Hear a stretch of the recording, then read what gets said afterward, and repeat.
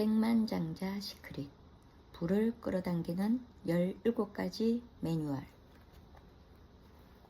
9회차 시작할게요. 백만장자 마인드 13. 진정한 부의 척도는 순자산이다. 부자는 순자산을 계산한다. 가난한 사람은 근로소득을 계산한다. 사람들은 흔히 돈에 관한 질문을 할 때 얼마나 버냐고 묻는다. 순자산이 얼마냐고 묻는 사람은 드물다. 이런 식으로 말하는 사람은 골프장에서나 볼 수 있을 뿐이다. 골프장에서 사람들이 돈에 관해 대화할 때는 대개 순자산을 중심으로 이루어진다. 짐이 이번에 스톡 옵션을 팔았는데 300만 달러가 넘어. 폴의 회사가 이번에 상장했는데 800만 달러는 될 거야.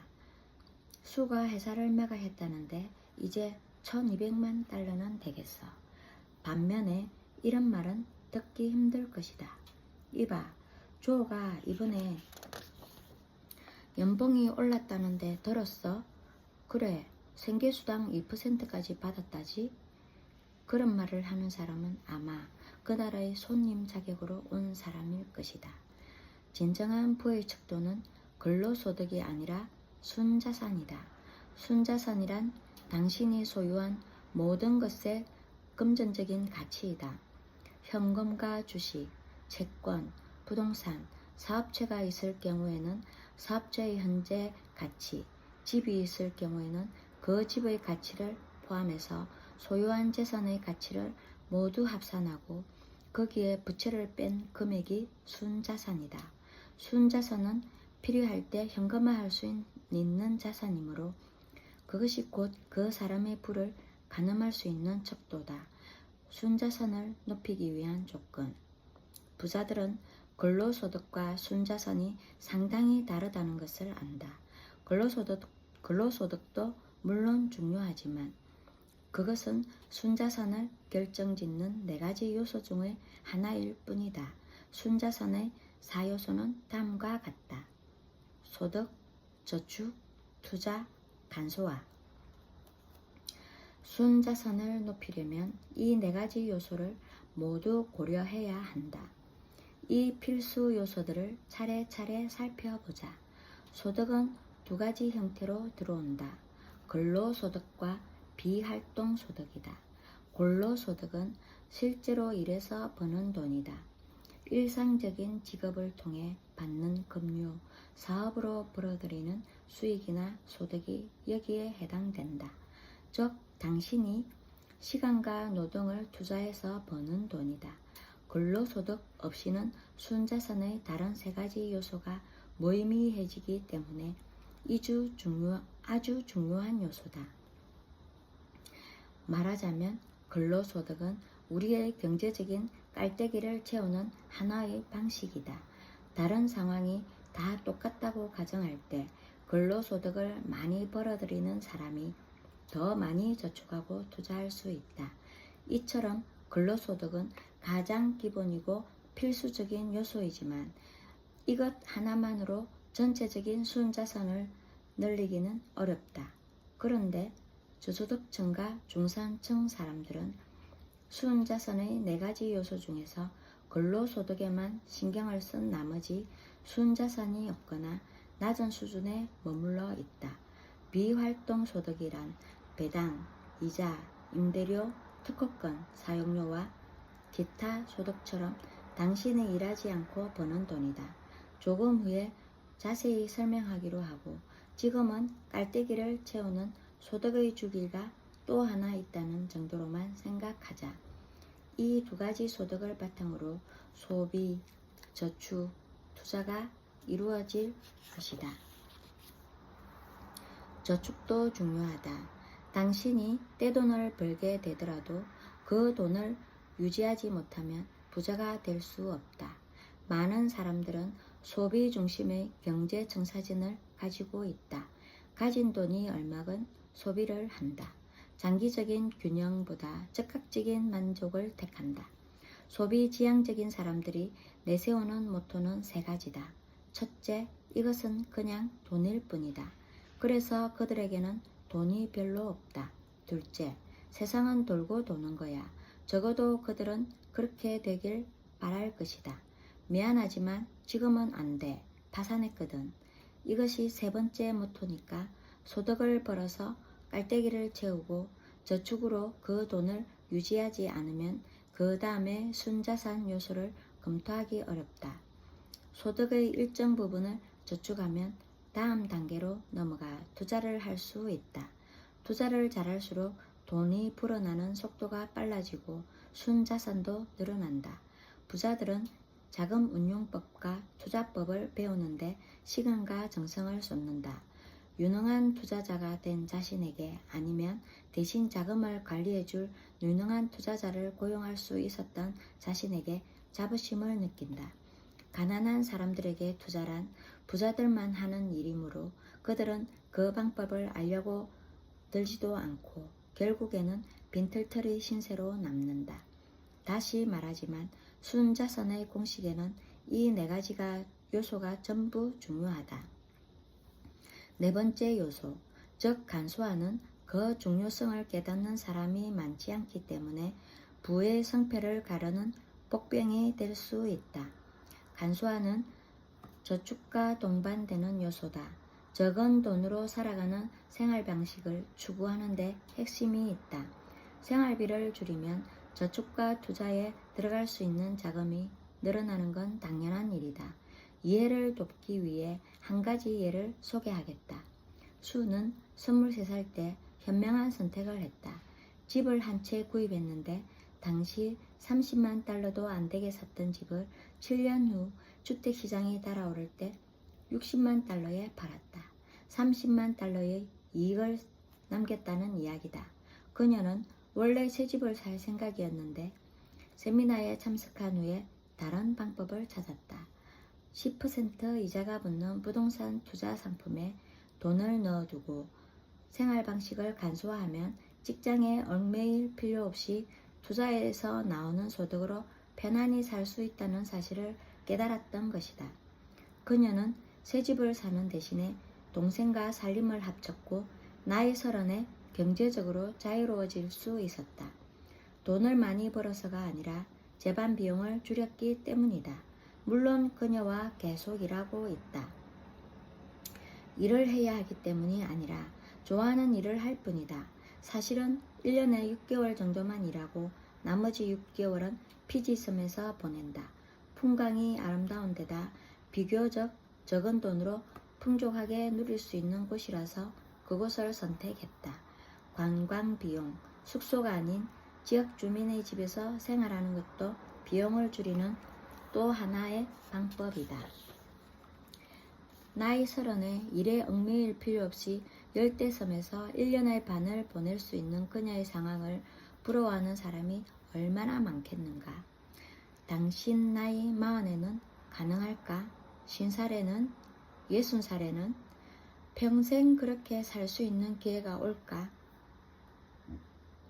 이 모든 것은 수가 큰돈 들이지 않고 살아갈 수 있도록 생활 방식을 간소화해서 얻어낸 결과이다. 당신이 경제적으로 행복해지려면 얼마가 필요한가? 대저택에 살고 별장이 3군데 있고 자동차는 10대가 있고 해마다 세계 여행을 다니며 캐비어를 먹고 최고급 샴페인을 마셔야 삶을 즐기는 거라고 생각한다면 그것이 좋다. 하지만 수준을 상당히 높게 잡은 만큼 행복할 수 있는 수준에 이르기까지 상당한 시간이 필요하리라는 점 또한 각오해야 한다. 반면에 그런 장난감들이 없어도 행복할 수 있다면 훨씬 빠른 시일 내에 경제적인 목표를 달성할 수 있을 것이다. 순자산을 높이는 공식에는 4가지 요소가 모두 포함된다. 바퀴 4개짜리 버스와 비슷하다고 볼 수 있다. 바퀴를 하나만 달고 운전하면 어떨 것 같은가? 속도는 느리고 덜컹거리고 운전하기 힘들고 스파크가 일어나거나 한자리에서 빙빙 맴돌 것이다. 왠지 낯익은 상황 아닌가? 부자들은 4바퀴를 모두 달고 머니게임을 한다. 그래서 그들이 더 빨리 부드럽게 직선 코스로 비교적 쉽게 달려가는 것이다. 그런데 내가 굳이 버스와 비교한 이유는 당신이 성공했을 때 다른 사람들도 같이 태워갈 수 있기 때문이다. 가난한 사람들은 바퀴 하나만 달고 머니게임을 한다. 무조건 돈이 많이 벌면 부자가 될 수 있을 거라고 생각한다. 그 상태에서 도달할 수 없으니 그저 사실이겠거니 믿을 뿐이다. 그들은 파킨슨 원칙을 알지 못하고 있다. 지출은 수입만큼 증가한다. 즉 많이 벌수록 많이 쓰게 된다. 이것이 우리 사회의 일반적인 현상이다. 차가 있던 사람이 더 많이 벌게 되면 더 좋은 차를 탄다. 집이 있던 사람은 더 큰 집을 산다. 옷을 좋아하던 사람은 더 좋은 옷을 산다. 휴가를 즐기던 사람은 휴가에 더 많은 돈을 들인다. 물론 예외가 있기는 하지만 극소수의 예외가 있을 뿐이다. 일반적으로는 소득이 오르면 거의 변함없이 지출도 따라 올라간다.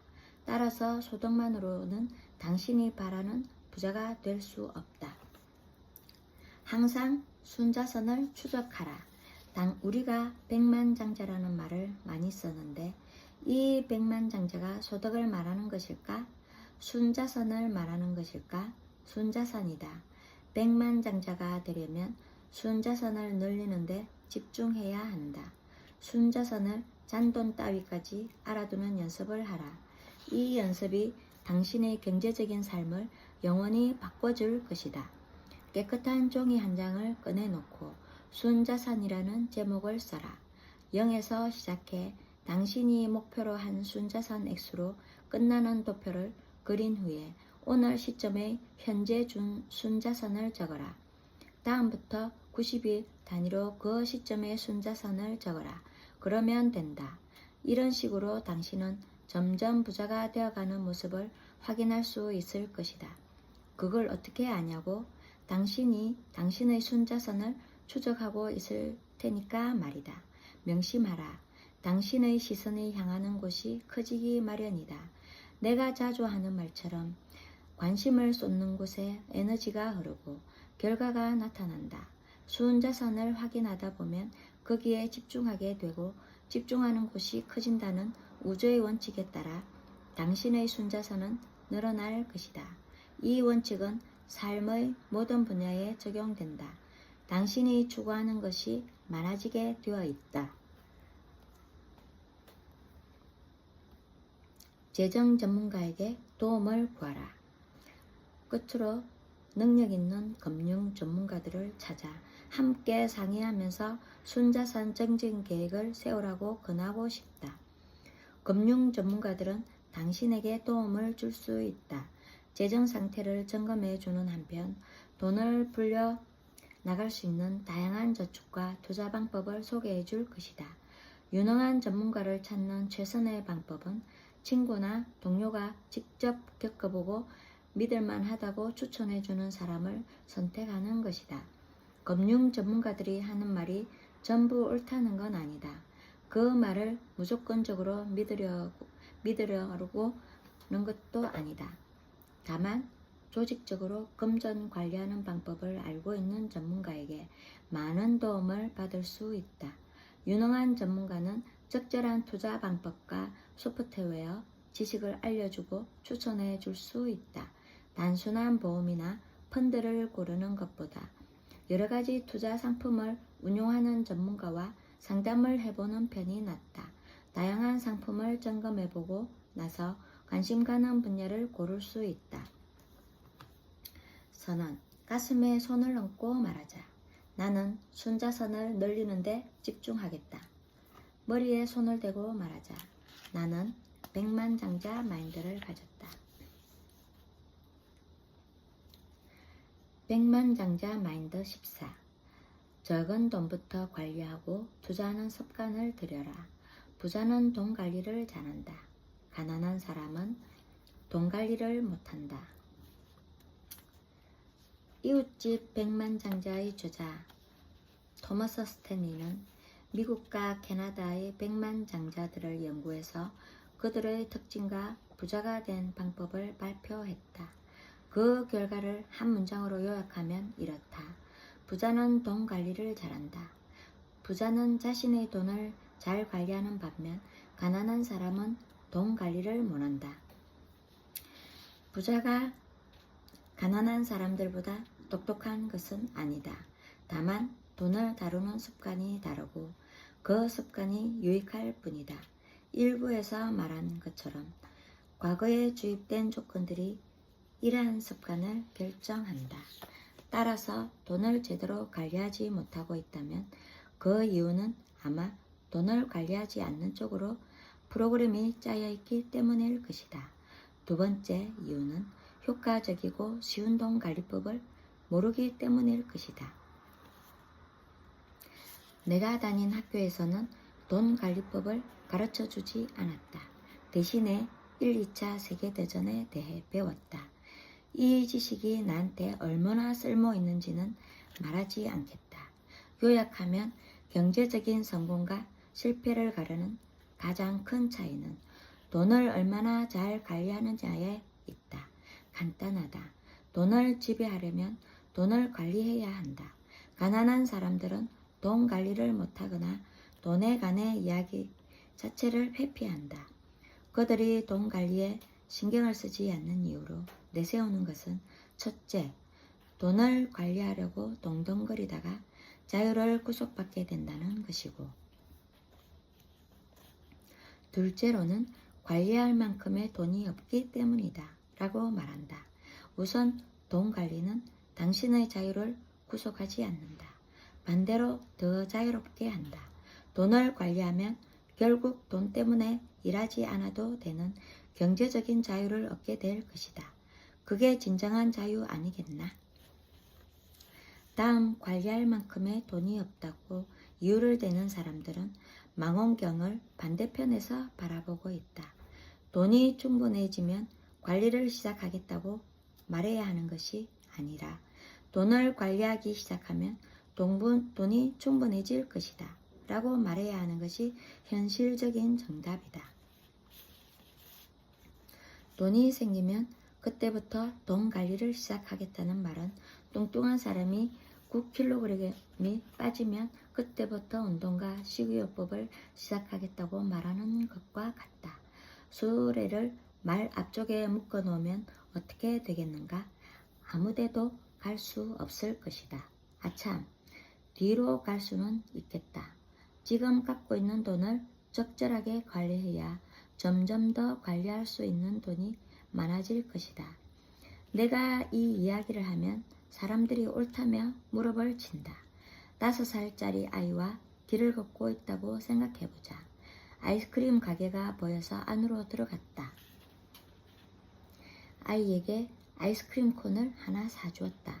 밖으로 나오려는데 아이스크림이 아이의 손에서 흔들거리더니 갑자기 바닥으로 철퍼덕 떨어져 버렸다. 우는 아이를 달래려고 다시 가게로 들어갔다.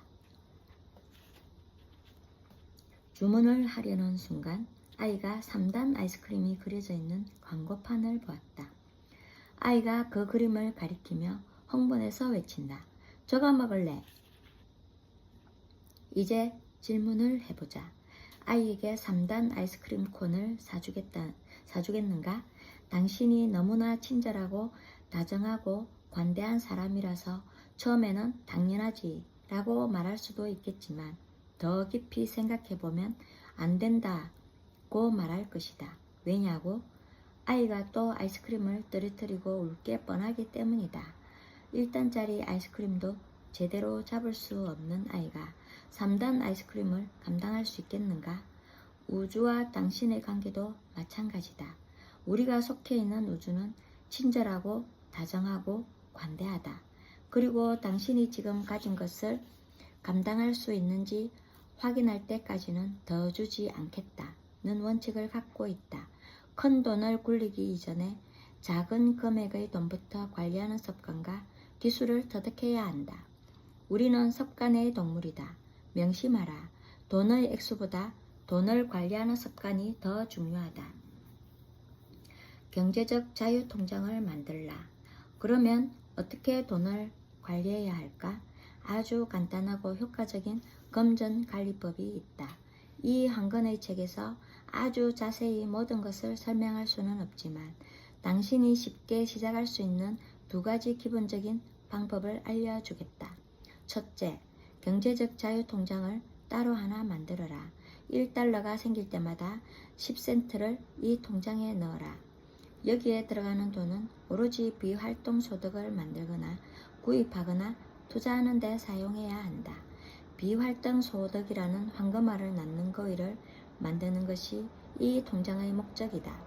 이 돈을 언제 써야 하냐고? 절대 쓰지 말라. 쓰는 게 아니라 투자해야 하는 돈이다. 나중에 일을 하지 않게 되었을 때 그 기금에서 나오는 소득은 쓰게 되겠지만 원금 자체를 쓰는 것은 아니다. 이런 식으로 계속 불어나면 절대 빈털터리가 될 리 없다. 이 기법을 배운 엠마가 최근에 자기 경험을 말해주었다. 2년 전에 엠마는 개인 파산 신청을 해야 할 상황이었다. 원치 않는 일이었지만 달리 방법이 없는 것 같았다. 도저히 갚을 능력이 안 되는 빚을 지고 있었기 때문이다. 그 즈음에 세미나에 참석하게 되었고 돈 관리를 책에 배웠다. 엠마는 이렇게 말했다. 바로 그거였어요. 궁지에서 벗어날 수 있는 방법이 그거였어요. 몇 개의 통장에 돈을 나눠 넣으라는 말을 들었을 때 엠마는 속으로 생각했다. 좋은 방법이야. 하지만 난 나눠 넣을 돈이 한 푼도 없어. 하지만 그대로 포기하고 싶지 않아서 한 달에 1달러를 여러 통장에 나눠 넣기로 했다. 그렇다. 한 달에 겨우 1달러를 말이다. 우리가 가르쳐준 시스템에 따라 그 1달러 중에서 10센트를 경제적 자유통장에 넣었다. 한 달에 10센트 저금해서 무슨 경제적인 자유를 누리겠나 하는 생각이 들었다. 그래서 매달 저금하는 돈을 2배로 올리기 위해 전력을 다했다. 2번째 달에는 2달러를 나눠 넣었고 3번째 달에는 4달러를 그 후에 8달러, 16달러, 32달러, 64달러 그렇게 이어져서 1년째 되는 달에는 2048달러를 나눠 넣게 되었다. 그로부터 2년 뒤 그녀는 노력한 결과를 거둬들이기 시작했다. 경제적인 자유통장에 1만 달러를 넣을 수 있었다. 돈 관리 습관이 개선된 덕에 1만 달러의 보너스를 받았을 때쯤 재정 상태가 탄탄해져 있었고 그 돈을 달리 쓸 곳이 없어졌다. 엠마는 지금 빚을 다 청산하고 경제적 자유로 가는 길에 걸어가고 있다. 한 달에 단 1달러였지만 배운 대로 실천했기에 가능한 일이었다. 지금 재산이 꽤 있거나 주머니가 비어 있거나 그런 것은 중요하지 않다. 중요한 것은 가진 돈을 관리하기 시작하는 일이다.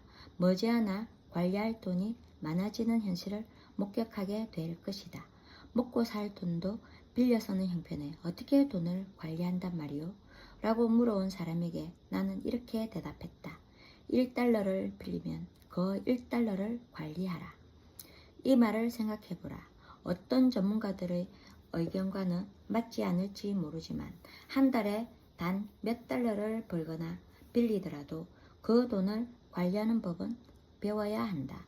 왜냐하면 여기에는 물리적인 세계의 원칙보다 더 많은 것들이 작용하기 때문이다. 즉 정신적인 원칙도 같이 따라서 움직인다. 돈을 제대로 다루기 시작하면 금전적인 기적이 일어난다. 은행에 경제적 자유통장을 개설하는 동시에 집에는 저금통을 만들어 매일 거기에 돈을 넣자. 10달러도 좋고 5달러, 1달러, 1센트, 동전 하나도 좋다. 주머니에 딸랑거리는 잔돈을 넣어도 좋다. 액수는 중요하지 않다. 습관이 중요하다. 경제적으로 자유로워지겠다는 목표 하에 매일매일 의지를 다지는 셈이다. 비슷한 것끼리 모이는 습성에 따라 그 돈이 더 많은 돈을 끌어들일 것이다. 이 저금통 하나가 당신에게 돈 붙는 자석이 될 수 있다.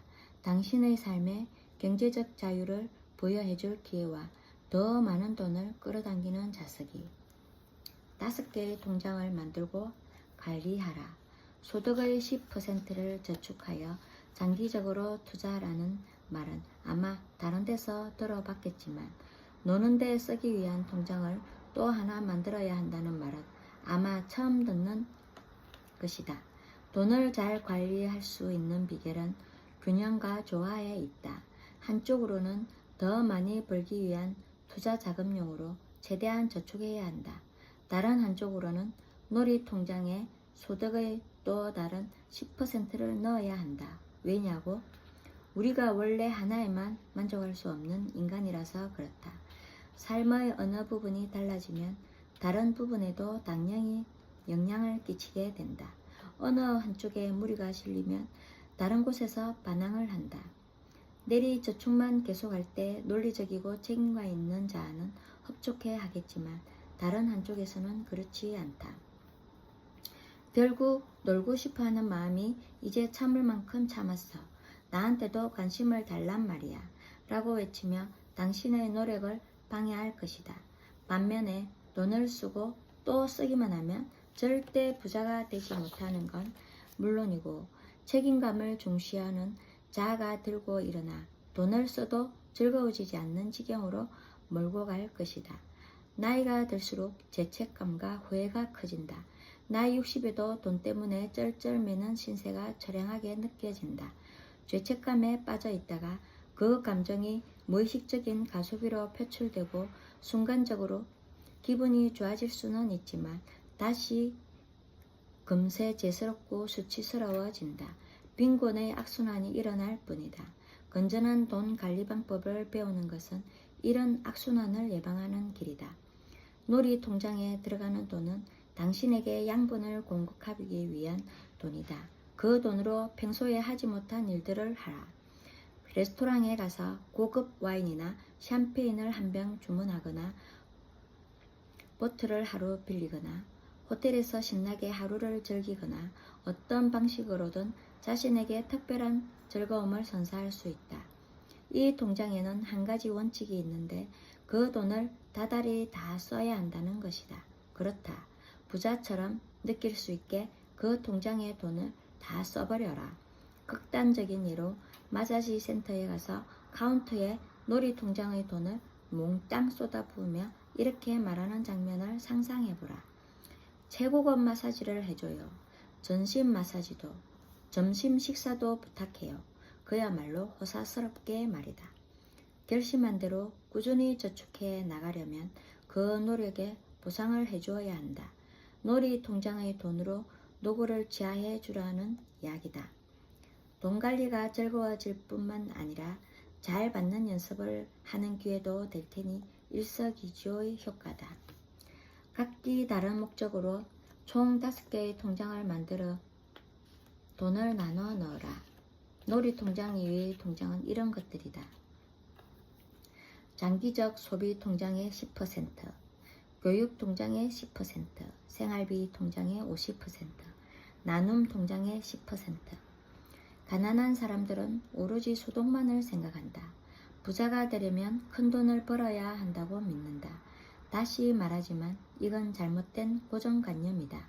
여기서 배운 프로그램대로 돈을 관리하면 비교적 적은 소득으로 경제적인 자유를 누릴 수 있다. 돈 관리를 못하는 사람들은 아무리 돈을 잘 벌어도 경제적으로 자유로워지지 못한다. 그래서 그 소득 전문가들인 의사, 변호사, 운동선수, 회계사 등이 파산하는 사태가 발생하는 것이다. 들어오는 돈만큼 관리법도 중요하기 때문이다. 세미나에 참석했던 조는 돈 관리 시스템에 대한 이야기를 처음 들었을 때 별 관심이 없었다고 한다. 지겨워. 왜 이런 내용에 시간을 낭비하는 거지? 그런데 세미나가 진행되는 동안 자신도 언젠가 되도록 빠른 시일에 경제적으로 자유로워지려면 부자들과 똑같이 돈을 관리해야 한다는 사실을 깨닫게 되었다. 그는 한 번도 해본 적이 없는 돈 관리를 하기 위해서 새로운 습관을 익혀야 했다. 자신이 트라이애슬론을 연습할 때가 생각났다. 수영과 사이클은 잘할 자신이 있었지만 마라톤이 문제였다. 훈련을 할 때마다 발과 무릎과 등이 아팠고 훈련이 끝나면 몸이 뻣뻣하게 굳어버렸다. 빨리 달리지 않았는데도 숨이 차고 폐가 터질 것 같았다. 달리는 게 끔찍할 정도였다. 하지만 훌륭한 트라이애슬론 선수가 되려면 마라톤 연습을 해야 했고 달리기를 꼭 필요한 훈련으로 받아들여야 했다. 그래서 달리기를 피하려 했던 과거의 자세를 벗어던지고 매일 달리기 시작했다. 몇 달이 지나자 달리기가 점점 좋아지더니 그 시간이 기다려지기까지 했다. 돈 관리법을 연습할 때도 이런 현상이 벌어졌다. 처음에는 지겹도록 싫던 그 일이 점점 좋아지기 시작하더니 이제는 돈이 들어올 때마다 통장에 넣는 시간이 기다려졌다. 0에서 30만 달러로 하루가 다르게 불어나는 순자산을 확인하는 기분도 덤으로 갖게 되는 행복의 일종이다. 간단히 말해 당신이 돈을 지배하지 않으면 돈이 당신을 지배할 것이다. 돈을 지배하려면 관리해야 한다. 세미나를 마치고 돌아간 사람으로부터 돈을 관리하기 시작하면서 돈과 성공과 자신에 대해 자신감이 커졌다는 말을 들으면 정말 기쁘다. 이 자신감이 인생의 다른 분야로 옮겨가 그들의 행복과 인간관계와 건강까지 향상시키니 얼마나 감사한 일인가. 돈은 우리 삶의 커다란 부분이다. 그것을 손에 넣을 때 삶의 다른 분야도 개선될 수 있다. 선언. 가슴에 손을 얹고 말하자. 나는 돈 관리를 잘한다. 머리에 손을 대고 말하자. 나는 백만장자 마인드를 가졌다. 여기까지 할게요. 좋아요, 구독 부탁드립니다.